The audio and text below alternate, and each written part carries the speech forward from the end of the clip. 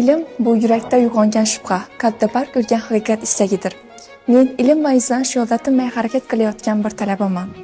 Men Rahim Muodil Afroz hozirda davolash fakultetining 1-kurs talabasiman. 1-kurs bo'lishimga qaramasdan, oliygohimizda yaratilgan qulay imkoniyatlar tufayli turli ko'plab ilmiy loyihalarda qatnashdim. Turli tanlovlarda ishtirok etdim. Albatta, kichik yutuqlarim ham bor. Jumladan, aprel oyida Toshkent tibbiyot akademiyasi Urganch filialida bo'lib o'tgan Urganch 2030 xalqaro olimpiadasida tibbiy kimyo fanidan faol ishtirok etib, faxrli 2-o'rinni qo'lga kiritdim.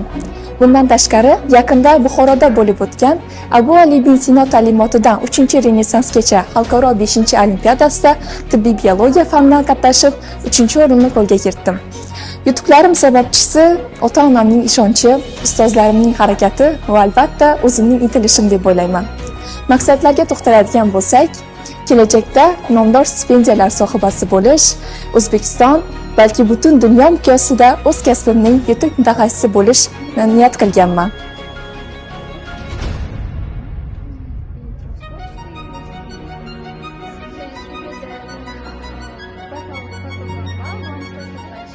Men Yusuf Badilobar 16 yoshimda Toshkent tibbiyot akademiyasi Urganch filialining stomatologiya fakultetiga qabul qilindim. Bu esa tengdoshlarim orasida 2 yil avval tibbiyot sohasida o'zimni rivojlantirishim uchun imkoniyat yaratdi. Hozirda aynan stomatologiya fakultetining Qizlarjon klubi a'zosi sifatida ma'naviy-ma'rifiy ishlarda faol qatnashib kelmoqdaman.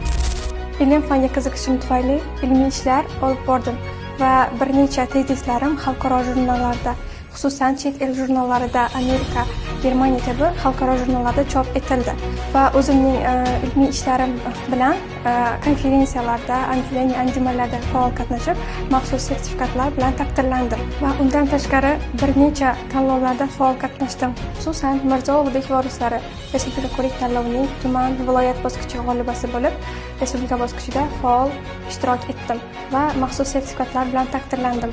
Bu tanlovda taqdimot qilgan loyiham Dental Library loyihasi bo'lib, bu loyiha uchun men mualliflik guvohnomasini ham qo'lga kiritdim. Va bu loyiha asosan stomatolog talabalar va mutaxassislar uchun mo'ljallangan bo'lib, bu ilovada kitoblar, video darslar, qo'llanmalar jamlangan bo'ladi. Va bu ilovada foydalanish chog'ida, ya'ni o'quv jarayonida oxirida testlar yechish orqali sertifikat olish imkoniga ham ega bo'ladilar.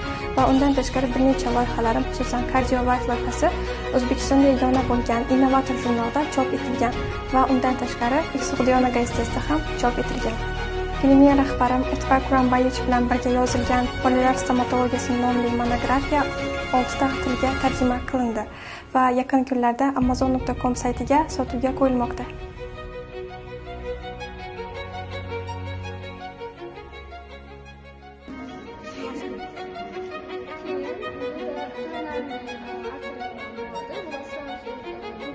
Men Hakimova Oliya davolash fakultetining 5-bosqich talabasiman va shu kunga qadar ko'plab fan olimpiadalarida qatnashib, faxrli 1-2 o'rinlarni qo'lga kiritganman va respublika xalqaro miqyosida o'tkazilgan konferensiyalarda faxrli o'rinlarni egallaganman.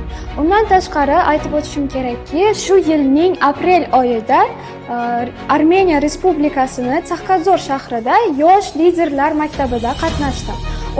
U yerda biz hafta davomida ko'plab foydali ma'ruzalarni eshitdik va oratorlik qobiliyatini rivojlantirdik. Yosh liderlar maktabida olgan bilimlarim va tajribalarimni prezentatsiya tariqasida o'z tengdoshlarimga yetkazib berdim.